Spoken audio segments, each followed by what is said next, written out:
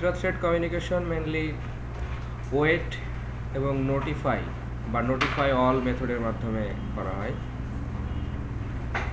Wait, notify এবং notify এই মেথডগুলো মূলত হচ্ছে অবজেক্ট ক্লাসের মেথড। এগুলো থ্রেড ক্লাসের মেথড না, অবজেক্ট ক্লাসের মেথড। ওয়েট মেথডটার কাজ হচ্ছে যে কারেন্টলি যে থ্রেডটা রানিং করছে সেই থ্রেডটাকে বন্ধ করে ওই প্রায়োরিটির অন্য কোনো থ্রেড যদি থাকে তাহলে সেই থ্রেডটাকে রান করার সুযোগ তৈরি করে দেওয়া। এবং এই কারেন্ট থ্রেডটা দ্যাট মিনস একটা থ্রেড তো আসলে একটা মেথড। যেমন আমরা এখানে একটা ব্যাংক অ্যাকাউন্ট এক্সাম্পল দেখছি, স্যাম্পল ব্যাংক অ্যাকাউন্ট। এখানে উইথড্র একটা মেথড আছে, ডিপোজিট একটা মেথড আছে। তো আমরা দেখব যে উইথড্র যখন হবে তখন ডিপোজিট কাজ করবে না, বা ডিপোজিট যখন হবে তখন উইথড্র কাজ করবে না। সেজন্য মেথড দুটাকে আমরা সিনক্রোনাইজড ব্লকের মধ্যে নিয়ে আসলাম। ঠিক আছে, সিনক্রোনাইজড। তো যখন উইথড্র করতে যাব তখন আমার এখানে একটা অ্যামাউন্ট ধরে নিলাম, আমরা একটা 10,000 একটা অ্যামাউন্ট আছে। এখন অ্যামাউন্ট করার সময় আমি যদি এই 10,000 অ্যামাউন্টের উপরে কোনো অ্যামাউন্ট যদি আমি এখান থেকে উইথড্র করতে চাই তাহলে তো উইথড্র করা যাবে না, তাই না? তখন আমরা কি করব, এই উইথড্র এই থ্রেডটাকে ওয়েটিং স্টেজে নিয়ে যাব। দ্যাট মিনস একটা ব্লক স্টেজে চলে যাবে এই থ্রেডটা। ব্লক স্টেজে চলে যাওয়ার পরে যখন সে ওয়েটিং স্টেজে চলে যাবে, ইন দ্য মিন টাইম তখন অন্য একটা থ্রেড ডিপোজিট সে কাজ করবে, এবং ডিপোজিট হওয়ার পরে এখানে কিছু অ্যামাউন্ট ডিপোজিট হবে। তারপরে সে আবার এটাকে নোটিফাই করবে। যখন এটা নোটিফাই করবে তখন ওই যেই থ্রেডটা ওয়েট ছিল সেই থ্রেডটা আবার রানেবল স্টেজে ফেরত আসবে।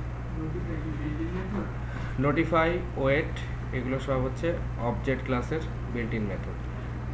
ওয়েটের কাজ হচ্ছে এই কারেন্ট থ্রেডটাকে নন ব্লকিং মানে ব্লকিং স্টেজে পাঠিয়ে দেওয়া বা নন রানেবল স্টেজে পাঠিয়ে দেওয়া। আর যতক্ষণ পর্যন্ত নোটিফাই কল না করা হবে ততক্ষণ পর্যন্ত এই থ্রেডটা আর রানেবল স্টেজে ফেরত আসতে পারবে না। তো এখানে মেইন মেথডের মধ্যে আমরা এই ক্লাসের অবজেক্ট তৈরি করে কি করলাম, এখানে দুইটা থ্রেডের অবজেক্ট তৈরি করলাম। বললাম নিউ থ্রেডের ভিতরে রানের ভিতরে আমরা এই উইথড্র মেথডকে কল করলাম, স্টার্ট করলাম।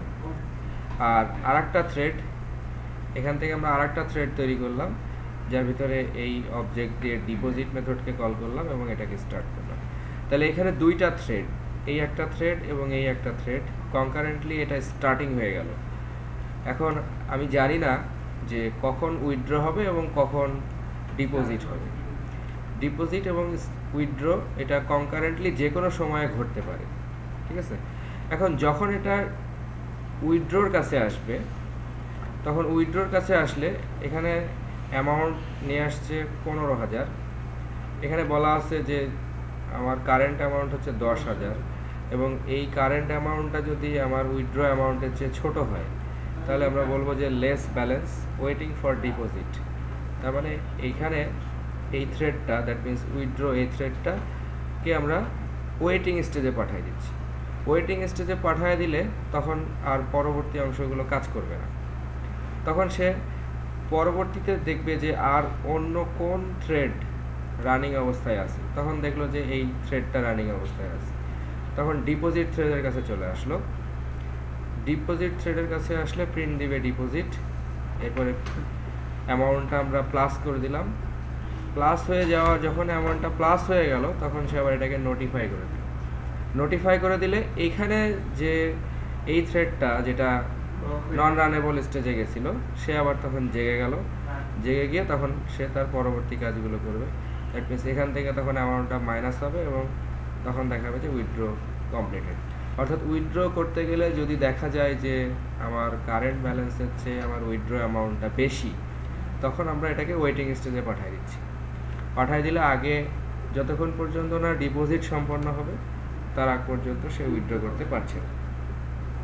তো এখানে উইথড্র এবং ডিপোজিট আলাদা আলাদা থ্রেডের মধ্যে ছিল। আমরা এই আলাদা আলাদা থ্রেডের মধ্যে কমিউনিকেশন করতে গেলে এরকম ওয়েট এবং নোটিফাই এরকম মেথডকে কল করতেছি। একটা থেকে একটা ওয়েট মানে এটা ওয়েটিং স্টেজে চলে গেল কোন একটা কন্ডিশনে, তখন আবার এইটা কল হলো, এইটা কল হওয়ার পরে এই যখন নোটিফাই করলো, নোটিফাই আবার তখন ওই যেই থ্রেডটা অ্যাকচুয়ালি ওয়েটিং স্টেজে গেছিলো সেই থ্রেডটা তখন আবার রানিং অবস্থায় চলে আসবে। ঠিক আছে, তো এটা হচ্ছে ওয়েট এবং নোটিফাইয়ের কাজ। এরকমভাবে যদি একাধিক থ্রেডকে আমরা ওয়েটিং স্টেজে পাঠাই তাহলে তখন আবার আমরা নোটিফাই অল বললে তখন সবগুলো থ্রেড একসাথে স্টার্ট হবে। সেক্ষেত্রে আবার এটা গ্যারান্টি করবে না যে কোন থ্রেডটা আগে স্টার্ট হবে, কারণ ওইটা তখন জেভিএম ঠিক করবে বা থ্রেড শিডিউলার ঠিক করবে যে আসলে সমপ্রায়োরিটির কোন থ্রেডকে সে আগে রানেবল স্টেজে নিয়ে আসবে, সেটা তখন জেভিএম ঠিক করবে, ওটার কোনো গ্যারেন্টি নাই। বাট নোটিফাই বললে যেই থ্রেডটা ওয়েটিং অবস্থায় আছে সেই থ্রেডটাকে সে আবার রানেবল স্টেজে নিয়ে আসবে। আর নোটিফাই অল বললে যতগুলো থ্রেড ওয়েটিং অবস্থায় আছে সবগুলোকে রানেবল অবস্থায় নিয়ে আসবে। তাহলে আমরা এখানে দেখি যে যদিও আমরা এখানে উইথড্রকে প্রথমে স্টার্ট করছি এবং ডিপোজিটকে পরে স্টার্ট করছি, তো যেহেতু আমরা জানি যে থ্রেডগুলো মাল্টি থ্রেডেড অ্যাপ্লিকেশনে থ্রেডগুলো কনকারেন্টলি চলে, সেক্ষেত্রে ডিপোজিট এবং উইথড্র কনকারেন্টলি চলবে এবং কোনটা আগে কল হবে আমরা জানি না। কিন্তু যদি সে আগে উইথড্র করতে চায় এবং যদি দেখে যে ব্যালেন্সটা পর্যাপ্ত ব্যালেন্স নাই, তখন সে ওই থ্রেডটাকে ওয়েটিং স্টেজে নিয়ে যাবে। ইন দ্য মিন টাইম ততক্ষণে ডিপোজিট হয়ে যাবে, ডিপোজিট হয়ে গেলে তখন আবার উইথড্রটা কাজ করবে, যাতে অ্যামাউন্ট কখনো মাইনাস অ্যামাউন্টে না পৌঁছে যায়। তাহলে আমরা আউটপুটটা দেখি। তাহলে আউটপুটে আমরা দেখতে চাচ্ছি যে প্রথমে উইথড্র হতে যাচ্ছে কিন্তু লেস ব্যালেন্সের কারণে waiting for deposit, less balance waiting for deposit. এখন এই অবস্থায় থ্রেডটা ওয়েটিং স্টেজে চলে গেল। ওয়েটিং স্টেজে চলে গেলে সে তখন ডিপোজিট এই থ্রেডটাকে রান করার সুযোগ দিল।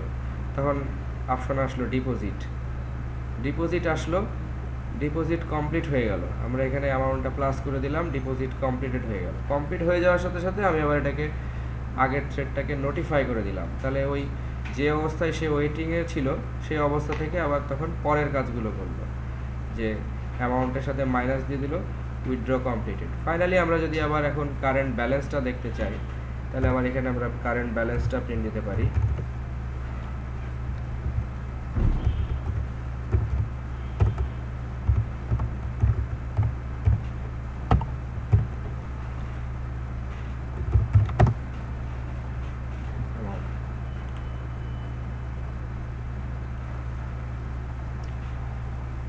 এখানে কারেন্ট ব্যালেন্সটা দেখতে পারি।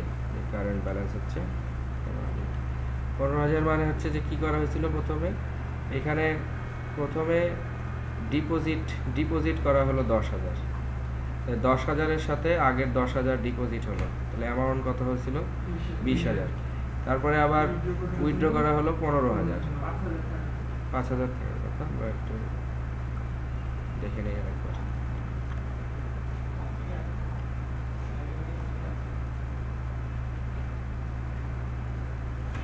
তো এখানে এটাকে দিস ডট অ্যামাউন্ট করতে হবে। দিস ডট অ্যামাউন্ট করলে এটা মানে আমাদের এই অ্যামাউন্টটা ছিল আসলে এই অ্যামাউন্টটা, লোকাল অ্যামাউন্টটা।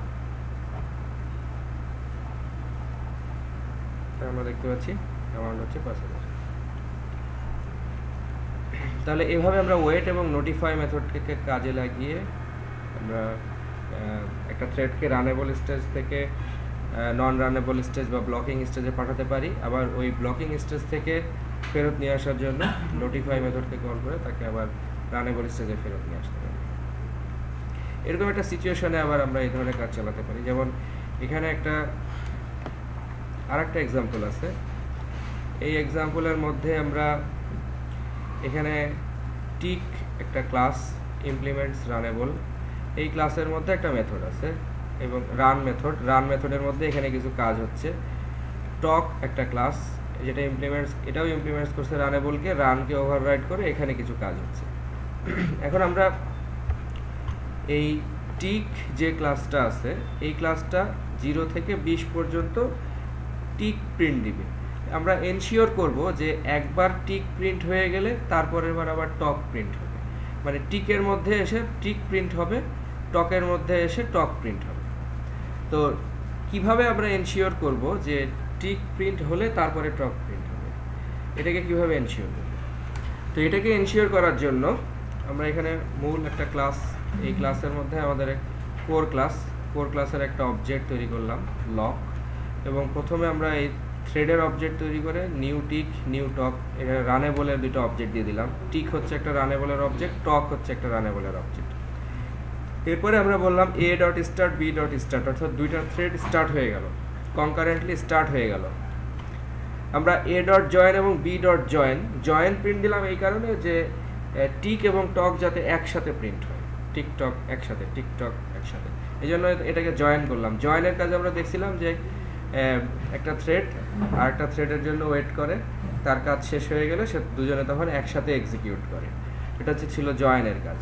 এবং এই জয়েন করার পরে যখন এই জয়েনিংটা হয়ে যাবে তখন এই থ্রেড ফিনিশড এটা আসবে, তা না হলে এই মেন থ্রেড, এটাও একটা কারেন্ট থ্রেড, মেন থ্রেড, তাহলে যদি আমরা জয়েন না করি তাহলে থ্রেড ফিনিশড এই লাইনটা আগে চলে আসবে, কারণ মেন থ্রেড থেকে এটা আগে এক্সিকিউট হওয়া শুরু করবে। কিন্তু জয়েন করার ফলে সে আগে এ কে রান এক্সিকিউট করবে, এ মানে হচ্ছে টকের থ্রেড আর বি মানে হচ্ছে টিকের থ্রেড আর বি হচ্ছে টকের থ্রেড, এই দুইটা আবার একসাথে এক্সিকিউট করবে, সেজন্য আমরা বললাম A dot join B dot join. এখন আমরা দেখি যে টিকের মধ্যে কি ঘটনা ঘটছে। টিকের মধ্যে একটা ফর লুপ আছে, এই ফর লুপের মধ্যে আমরা প্রথমে এসে প্রিন্ট দিচ্ছি টিক। প্রিন্ট দেওয়ার পরে থ্রেডটাকে 500 মিলিসেকেন্ডের জন্য একটা স্লিপ স্টেজে পাঠাচ্ছি, দ্যাট মিনস এইখানে থ্রেডটা আবার চলে যাচ্ছে একটা ওয়েটিং স্টেজে। ওয়েটিং স্টেজে যাওয়ার পরে ইন দ্য মিন টাইম কী হয়ে যাবে, যখনই টিক প্রিন্ট হবে ইন দ্য মিন টাইম যখন তাকে আমি ওয়েটিং স্টেজে পাঠাই দিচ্ছি স্লিপের মাধ্যমে, তখন ইন দ্য মিন টাইম আবার টক প্রিন্ট হতে থাকবে, ঠিক আছে। কিন্তু এইখানে আমরা একটা সিনক্রোনাইজ ব্লক দিয়ে দিছি। মনে রাখতে হবে যে যখনই আমরা কোনো ওয়েট বা নোটিফাইকে কল করব তখন ওয়েট বা নোটিফাইটা অবশ্যই সিনক্রোনাইজড ব্লকের মধ্যে কল করতে হবে, সিনক্রোনাইজড ব্লক ছাড়া ওয়েট বা নোটিফাইকে কল করা যাবে না। তো যখনই এইখানে 500 মিলিসেকেন্ডের একটা নন রানেবল স্টেজে গেল থ্রেডটা, তখন ইন দ্য মিন টাইম আবার টক চলে আসবে। টক যখন চলে আসবে তখন টকের শুরুতে আবার একটা জিনিস চেক করা হচ্ছে যে এইখানে এটাকে একটা সিনক্রোনাইজ ব্লকের মধ্যে রাখা হয়েছে, কোর ডট লক, এটাকে সিনক্রোনাইজের মধ্যে রাখা হয়েছে। তারপরে বলা হয়েছে core dot lock dot wait, that means যদি কোনো কারণে প্রোগ্রামটা প্রথমে টিকের কাছে না গিয়ে প্রথমে টকের কাছে চলে যায়, তখন টক কি করবে, এখানে একটা সিনক্রোনাইজ ব্লক তৈরি করে এই লকটাকে একটা ওয়েটিং স্টেজে পাঠিয়ে দিচ্ছে, দ্যাট মিনস এ একটা ওয়েটিং স্টেজে চলে যাচ্ছে। দ্যাট মিনস যদি কোনো কারণে টকের কাছে আগে চলেও আসে তাহলে সে এটাকে কি করতেছে, প্রথমে ওয়েটিং স্টেজে পাঠিয়ে দিচ্ছে। ওয়েটিং স্টেজে পাঠিয়ে দিলে ইন দ্য মিন টাইম আবার তখন টিক কাজ চলবে, তখন টিক আসলে প্রথমেই আমরা কি করলাম, টিক প্রিন্ট দিয়ে দিলাম, প্রিন্ট দিয়ে এখানে একটা থ্রেডটাকে একটা স্লিপিং স্টেজে পাঠিয়ে দিলাম। এরপরে এখানে এসে আমরা চেক করলাম যে এখানে আবার একটা সিনক্রোনাইজ ব্লকের মধ্যে এসে আমরা কি করলাম, ওই যে লক মেথডটাকে মানে যে লক অবজেক্টটাকে আমরা এইখানে এসে লক অবজেক্টটাকে যেখানে ওয়েটিংয়ে পাঠানো হয়েছিল এখানে এসে লক অবজেক্টটাকে নোটিফাই করে দেওয়া হলো। নোটিফাই করে দেওয়া হলে ইন দ্য মিন টাইম কি টিক প্রিন্ট হয়ে গেছে। প্রিন্ট হয়ে যাওয়ার পরে একে আমি নোটিফাই করে দিলাম, নোটিফাই করে দিলে যেই tock in the mean time কি ছিল, ওয়েটিংয়ে ছিল, সে তখন আবার রানেবল স্টেজে চলে আসলো এবং সে নিজে আবার ওয়েটিংয়ে চলে গেল। নিজে ওয়েটিংয়ে চলে গেল যখন, তখন ইন দ্য মিন টাইম টক এখানে এসে প্রিন্ট হলো টক, এবং এখান থেকে আমরা লুপের মানটা প্রিন্ট দিলাম যে কতবার প্রিন্ট হলো। এ আবার তখন স্লিপে চলে গেল, স্লিপে চলে গিয়ে এখানে আবার একটা সিনক্রোনাইজ ব্লক আছে, এখানে এসে সে আবার এটাকে নোটিফাই করে দিল। নোটিফাই করে দিলে আবার টিক জেগে গেল, ঠিক আছে, টিক জেগে গেল। যখনই টিক জেগে গেল তখনই আবার টিক প্রিন্ট হলো। টিক প্রিন্ট হয়ে মানে আলটিমেটলি ঘটনাটা কিভাবে ঘটছে যে টিক একবার প্রিন্ট হয়ে যাওয়ার পরে সে টককে নোটিফাই করছে, মানে প্রথম অবস্থায় টকটা ওয়েটিংয়ে আছে, টক কখনোই আগে প্রিন্ট হবে না, ঠিক আছে। প্রথম অবস্থায় টক ওয়েটিংয়ে আছে, in the mean time tick print যখন হয়ে গেল, প্রিন্ট হয়ে যাওয়ার পরে সে টককে নোটিফাই করলো যে এবার তুমি প্রিন্ট দাও। টক নিজে আবার ওয়েটিংয়ে চলে গেল। এরপরে যখন আবার টকের কাছে গেল, তখন প্রোগ্রাম টককে প্রিন্ট দিয়ে আবার টিককে নোটিফাই করে দিল। এভাবে নোটিফাই এবং ওয়েটিং এবং নোটিফাইয়ের মাধ্যমে একটা পরপর কাজ করছে। এখন আমরা যখন এটা প্রিন্ট দেখব, তখন দেখব যে কাজটা এরকম ভাবে হচ্ছে। এই যে টিক এবং টক এই দুটো আবার একসাথে আউটপুটটা আসছে কার মাধ্যমে? এই জয়েনের মাধ্যমে এরা একসাথে আউটপুটটা দিচ্ছে। তা না হলে টিক এক জায়গায় প্রিন্ট আছে, টক এক জায়গায় প্রিন্ট আছে, আউটপুটটা দুইভাবে আসতে পারত। তো সবশেষে আমরা দেখতে পাচ্ছি থ্রেড ফিনিশটা আসতে হচ্ছে এই মেন থ্রেডের কারণে। মেন থ্রেডটা এটাকে আবার জয়েন করা হয়েছে বিধায় আমরা লাস্টে এই আউটপুটটা পাচ্ছি, আগে এই জয়েনিং এর কাজটা হয়ে যাচ্ছে। তো টিক এটাও 20 বার চলছে এবং টক এটাও 20 বার চলছে, কিন্তু আমরা এখানে এনশিওর করছি যে টিক এবং টক পরপর কাজ করবে। টিক যখন কাজ করবে তখন টক কাজ করবে না, আবার টক যখন কাজ করবে তখন টিক কাজ করবে না। এটাই হচ্ছে ওয়েট এবং নোটিফাই মেথডের ব্যবহার।